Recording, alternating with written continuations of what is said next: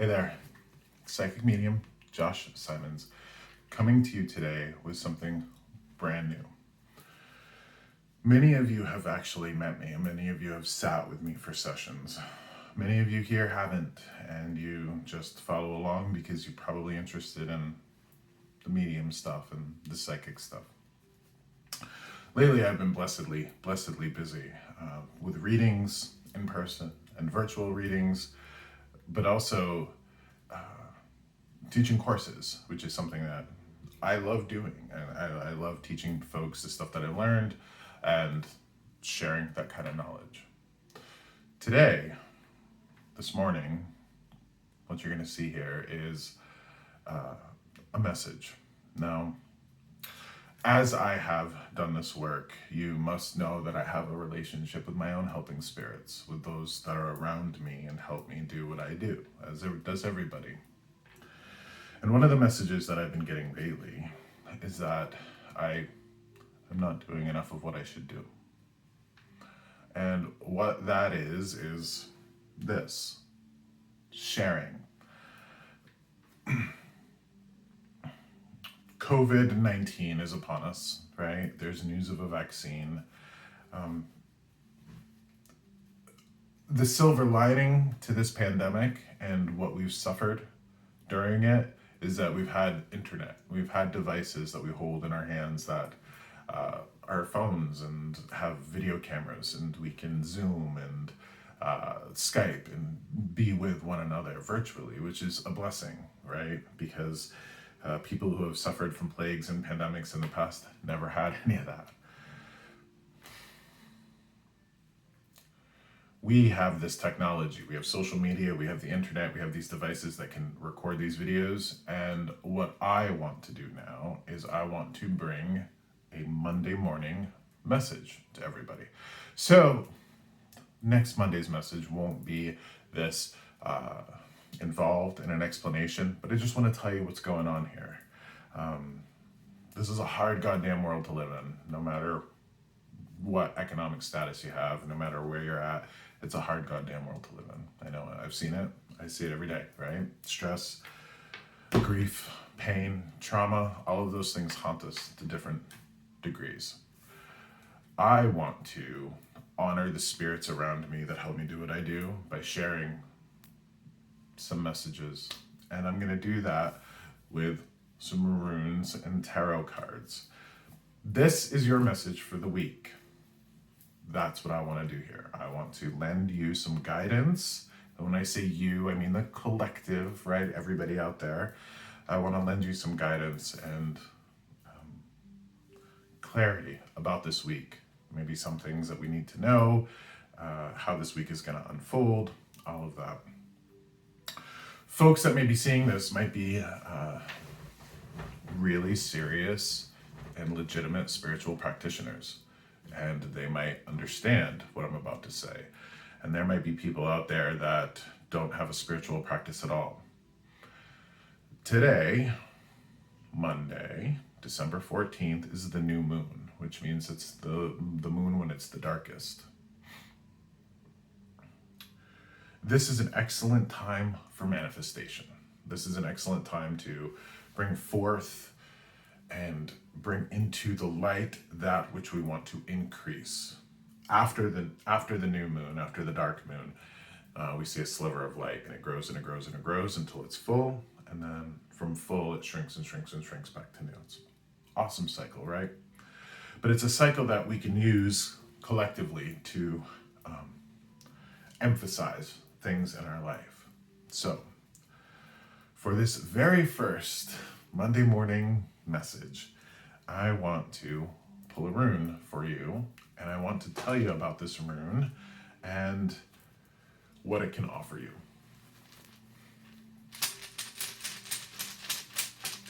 For those of you who don't know, runes are symbols from Northern Europe, an ancient alphabet, and they're symbols like our alphabet in the way that you can write and spell them, but they're also symbols in the way that each of the symbols represent different ideas and concepts. So I just shake my bag of runes here with the idea that I want to pull out a message that folks can use.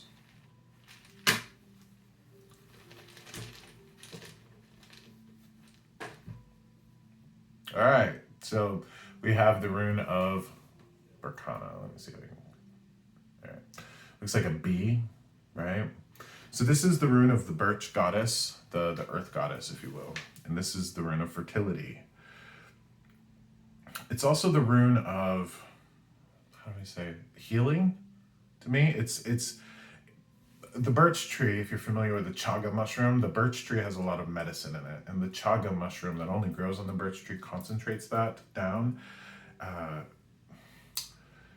This is a rune of fertility, yes, new beginnings, yes, feminine power, the earth mother, if you will. But to me, this is the rune of the healer. When I do a casting for somebody, when I do a reading for somebody, when this rune falls face up, when it appears, it essentially means that that person is like a nurse or a mom or a healer or somebody, right? That nurtures and loves. And I think this is a good message for us in the way that we should concentrate on nurturing one another, nurturing ourselves. It's also, interestingly enough, the rune of the witch to me. And when I say witch, I'm not talking about like Satan worshiping stuff, right? Burning women at the stakes for worshiping the devil, that sort of thing. I'm talking about the healer, right? The type of woman or person who may very well have been the person in a community or a tribe or a village that would have worked with plant medicine, that would have known to heal and nurture, right? This is very much like the rune of the midwife.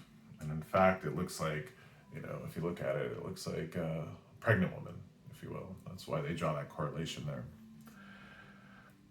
Cooking, to me, is one of the most potent forms of witchcraft. And witchcraft just being magic, right? We do magic all the time. Singing is a form of magic. Cooking and baking is a form of magic. And to me, that witchcraft, that magic, is just taking raw ingredients, combining them together with our will and our heart, and creating something.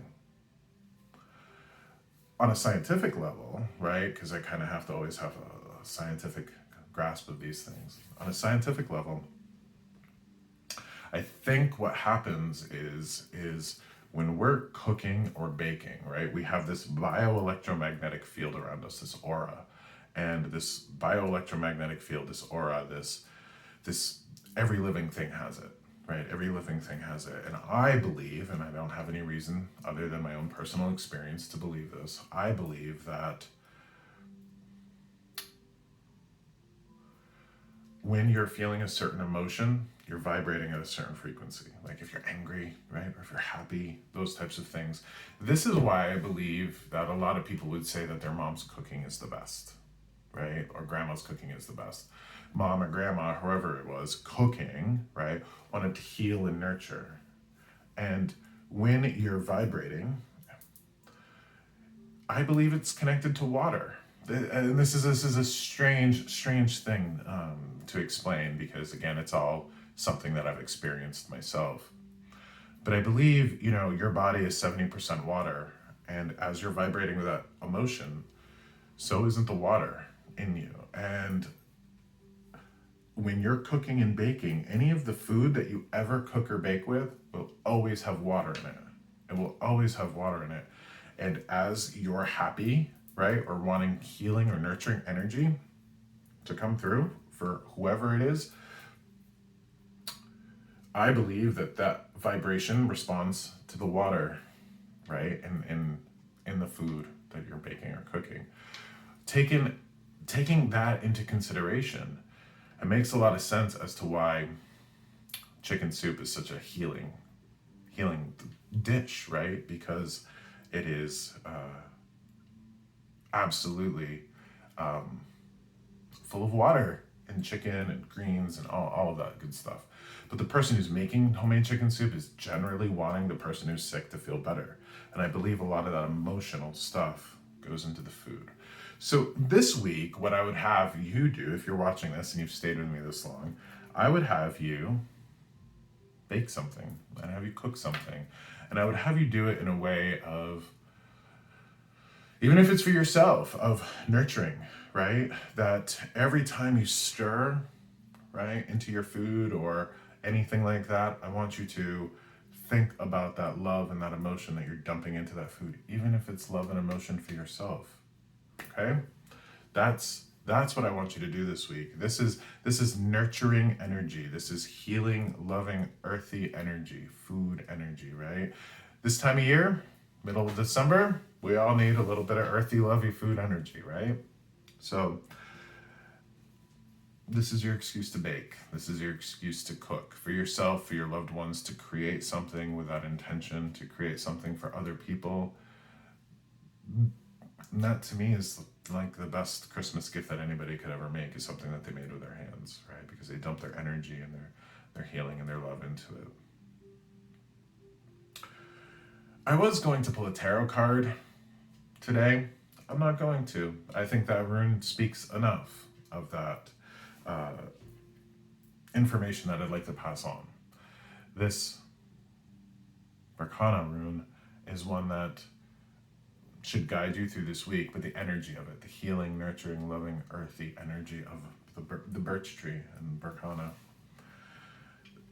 Make something this week, even if it's for yourself, and make it with love and compassion and caring and nurturing energy and all of that. And I think you'll see the difference. I think you'll see the difference. Take these small moments to nurture yourself throughout the week as well. A lot of people are, working at jobs that they don't like. A lot of people are suffering right now. And while we can depend on external sources for comfort and solace, we have a lot of responsibility to bring our own comfort and solace to ourselves, right?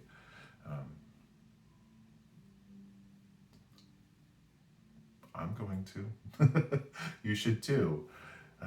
Make it a wonderful week, and I hope to do more of these, and I hope to bring that energy of whatever symbol comes through to you, and I hope that you find some use in it. I hope that it speaks to you. So please, bake, cook, and as you do, imagine the energy rolling out from you and how that energy, right, that vibration, however you want to call it, can roll into the food that you're making, and how that can bring other people whatever you're intending, right? Peace, joy, love. So be well this week. Take care of one another. Take care of yourselves. I'll see you out there.